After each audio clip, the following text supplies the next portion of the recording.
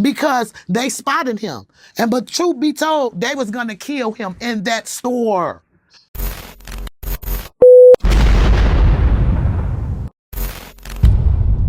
Alright, we're about to break this down. You guys better hit that like, because I'm not playing. We just figured out that Ralph Turpin wasn't lying. He wasn't lying when he said that he was chased down by ops in downtown. He wasn't lying when he said that. But I've been reading through some paperwork, and this is what happens when you read the paperwork and you do your homework, right? Mind you, I don't even really be having that much time to be reading the paperwork, but when I do read the paperwork, I find that information and nobody else hasn't found it in the internet yet. Make sure you guys share this Mama Duck, and anyone else you guys know might be interested in this information right here we're about to break down. Check this out, right? Y'all see this right here? All right, let's read. Approximately around 3:59, Weekly was inside the Maliani. Weekly was inside of Maliani, and Turpin witnessed to enter to Maliani's. So he walked in while Duck was already in there. While Turpin and Weekly were both still inside of Maliani's, Turpin placed at least one phone call to alert others, including the named defendant, that Weekly was inside of Maliani. This means that Duck saw Turpin's inside Maliani's, but Duck didn't even know he was placing a phone call, or did Duck really know that they got the drop on him? You guys remember Mama Duck said on her first interview with DJ Vlad that Duck knew they had the drop on him, and that's why he asked to go out the store, because there were some fans out there and he knew they had the drop on him, and that's why he asked the girl if he can leave out the back, because he knew he was spotted. Was this what Mama Duck was talking about when she said Duck said he was spotted, and that's why he was trying to leave the store? He even told the girl, get in your car because it's about to go down? That was all he paid before he noticed the so-called fans coming there and want to take pictures with him. That's when he asked the lady in that store, can he go to the back? Because he seen it. He knew it. Ooh, let's get into this. Let's keep reading. I'm going to get right to the spots where I highlighted it because I already read it. Everything else is not really that important. Okay, so the last page said the government will, right here, the government will introduce evidence at the trial of Turpin recounting this conversation minutes later, unaware he was being recorded. Minutes later, approximately 4:02. All right, well, let's get to the next page. Okay, Weekly, remember, we got a picture of what's going on now, okay? They're both inside Maliani's. Turpin's is already making the phone call. Duck already knows he's been spotted. Now, Duck is pretty much exiting Maliani's, right? Weekly exit Maliani's and enter into victim's 2 vehicle, right? So that means he left the store, got in the car, approximately around 4:04, okay?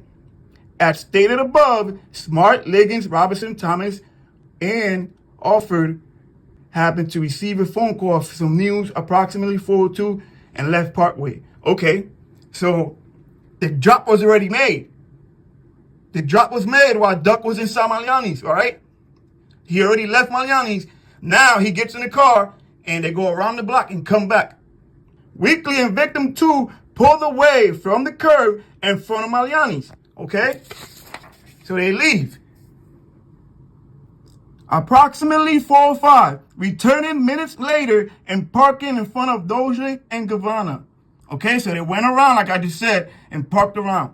This is what happens when you do your homework and you read and you know what you're reading, right? Because I already know the story. I'm just reading over it again because you're always going to find something that you didn't catch the last time. Let's get it. Turpin exited Maliani without witness 2. Approximately 4:07. Turpin then entered a clothing store down across the street, Montclair, located at East 33. Okay, that doesn't matter. Turpin discussed what occurred inside Maliani's while speaking on the phone inside Montclair's store. All right? So he leaves Maliani pretty much following Duck, keeping an eye on Duck. He sees Duck get in the car and leave. So now he walks outside. He's still on his phone. Right? He goes into the Montclair store, still trying to keep an eye on Duck, because now Duck came back around and parked across the street. So what he do? He goes inside Montclair. But the security guard begins to record him because he noticed that Turpin was talking loud as he came in the store, right? So it says, Turpin discussed what occurred inside Maliani's while speaking on the phone of inside the Montclair store. Because Turpin was speaking in a wild, agitated state, the security guard inside of Montclair began recording him. The security guard, witness 3, who may testify, began recording him. Okay, so here we go. Let's get it. Turpin asked someone that he was speaking to on the phone was Dthang's number, and went on to tell that person that he was speaking with. He goes on to tell this person, have Dthang call. Okay, so while he's talking to this person on the phone, he's asking for Dthang's number. Then he tells this person, have Dthang call me back, right? Now he's across the street in the Montclair store, still making phone calls. Minutes later, Turpin began to discuss a woman who Turpin did not name specifically, but Turpin referenced as being in a romantic relationship with Weekly and having Weekly around Turpin's child. Turpin described the woman as bogus and went on to state, it's over with now though. He's talking about Duck because he knew he dropped the law on Duck. So he's basically saying she had my kid around Duck, but it's all good. He's about to get dealt with. This is crazy. Let's keep reading because this ain't nothing. I'm going to prove to you guys that he lied on Duck. I'm going to prove to you guys that he never said Duck chased him down while he was on the phone. And they got evidence that Duck never chased him down. So they're about to catch him in a lie. This is crazy. They're about to catch Day in a lie along with Turpin. Because check this out. It says it right here. I just noticed that. They're about to catch Day in a lie. Understand? It sounds like Day is scared. He trying to act like he don't want to snitch. Because he got caught. Day lie on the stand. He lied on the stand. He said he watched Turpin get chased. He got chased, but he didn't get chased by Duck. While Turpin was discussing the unnamed woman, Turpin received an incoming phone call from a telephone number associated with Dthang. Based on Turpin's cell phone records, Turpin's other phone calls inside of Montclair Maliani's would likely have been calls opposed to calls using a telephone number. However, this call from the telephone number associated with Dthang was actually a telephone call. Turpin answered a phone call from the number associated with Dthang. Okay, so they're basically trying to say that the other calls were FaceTime calls. Yeah, so they're basically trying to say that the other calls were video calls, opposed to the phone call that came in now that they're saying the number is associated with Dthang. The question is, was Dthang the one calling back? Or was the number associated with Dthang? Because it could have been Dthang's baby mom. You know what I mean? It could have been somebody. Because remember, she testified, which is Duke's new girl now, right? She's the one that testified because the phone is under her name. So we don't know if this is Dthang who called, but the number is associated with Dthang. It could have been Dthang. Who knows, right? Remember, he has said, what's Dthang's number? Have him call me back. So most likely it was Dthang. They just don't say if it was Dthang. It just says a number associated with Dthang. The only reason why I think they're saying that is because the number is Dthang on the phone, but is associated to him because the phone is under his baby mother's name. Okay, so it makes sense. All right, so it must have been Dthang. Okay, let's get to the next page. I'm going to show you guys where he speaks. Okay? Turpin told the callers that he and the witness, too, saw Weekly inside Maliani's. Turpin told the caller that Turpin had people on the phone on the way to downtown. Okay, so he already had made the drop. Oblock was already on the way. This is when he spoke to Dthang, right? Weekly and witness 2 were still inside of Maliani's boutique. So he's telling Dthang, I made the drop on Duck. I called while I was inside Maliani and Duck was in there with me. I made the phone call. Turpin then told the caller that Weekly left Maliani's and he followed Weekly outside and reported as much as to Badass. So he's telling Dthang that he told Badass, right? According to Turpin, Badass then told Turpin to see what kind of car Weekly was getting into. Listen to this. I highlighted this a little darker for a reason. Turpin then told the caller that Turpin was standing outside of Maliani's when Weekly pulled off And after walking up the street a little bit, someone began chasing Turpin down the street with a gun. Bow! Bingo! Got you. Right here. Turpins told the caller that after he walked outside, trying to see where Duck was going, when Duck left Maliani's, Turpins went outside trying to see where he was going, and as he walked up the street, somebody chased him down with a gun. Okay? So what that means?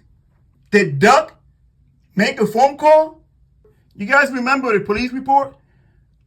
Where one of the security guards says he was watching Duck from across the street, and a Duck SUV pulled up. Duck spoke to that person, putting his mask down. He spoke to whoever was on an SUV, and then the SUV pulled off, and Duck put the mask back up. You guys remember that? So Duck knew the people in the SUV.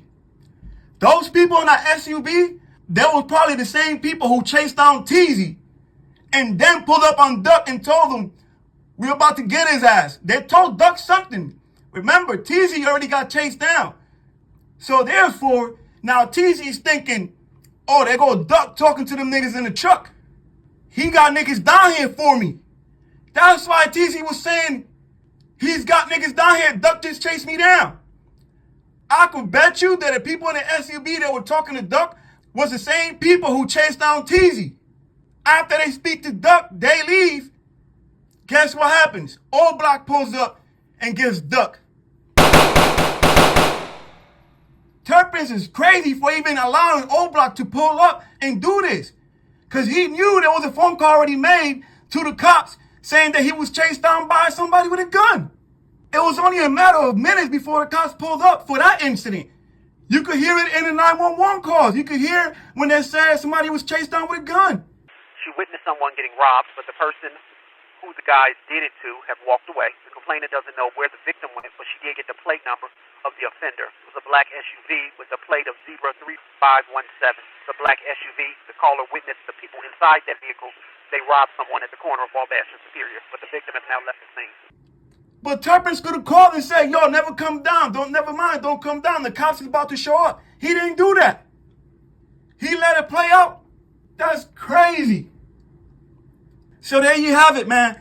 Right here, there you have it. Turpins believed that the people that chased him with a gun had to be Duck's people. Especially after seeing Duck talk to the people in the SUV. I believe those people in the SUV were the ones that probably chased down Turpin with a gun. Duck was inside that store, and he knew they had to drop on him. The question is, are the people in the SUV Duck's people, and they chased down Turpins for Duck? It's starting to make no sense. There's people that didn't just spot Turpins down there. What is it? Everybody spotting their ops downtown that day? That's not a coincidence. I'm starting to think that Duck had somebody come down there for him and chase down Turpins, but probably they didn't want to do nothing crazy because they were downtown. They probably felt like just come down and scare these niggas or some shit. He probably, I don't know, man. This shit's crazy, man. Because I just know that Turpins was chased down, but it wasn't by Duck. The question is that the people in the SUV chased down Turpins because he was his aunt, or that they chased down Turpin because they were trying to ride for Duck. There you have it. Turpins right here. Turpins is speaking on the phone right here. He never said Duck chased him down with a gun. He said after he walked up the street a little bit, someone began chasing him down the street with a gun. He didn't say Duck because he's talking on the phone, telling the caller that he just saw Duck and the Duck pulled off, went around the block, came back, and parked across the street. He wasn't chased by Duck. He was chased by somebody else. And they have recording of it right here. The security guard was recording him saying that this is the phone call when he was talking to Dthang, and he was already telling him that he spotted Duck in Samaliani's and already had placed the phone call. People were heading downtown to get Duck. Right there, that's the phone call. He's telling Dthang, I was chased down. I just spotted Duck. They were all in Samaliani's. This is the reason why Duck knew he was spotted? Let me know. You guys think that SUV was Duck's people? You guys think it was the people in the SUV who spoke to Duck? The same people who chased down Turpins? Or was downtown just full of fans? That's to be questioned, right? We don't know if that SUV was Duck's people. We're not going to say that's 100% accurate, right? We can definitely say that Duck didn't chase him down. He was chased down by somebody. The question is, was that Duck's people that chased him down? Because he believed it was Duck people for a reason. Let me know what y'all think, man. Here's the proof that Duck didn't chase down Teezy and it was somebody else because Duck was just pulling into the curve. Make sure y'all subscribe, like, share this. Boss you to let's get it. Didn't put them people at risk. He even told one of the young ladies in the store, get in her car and leave.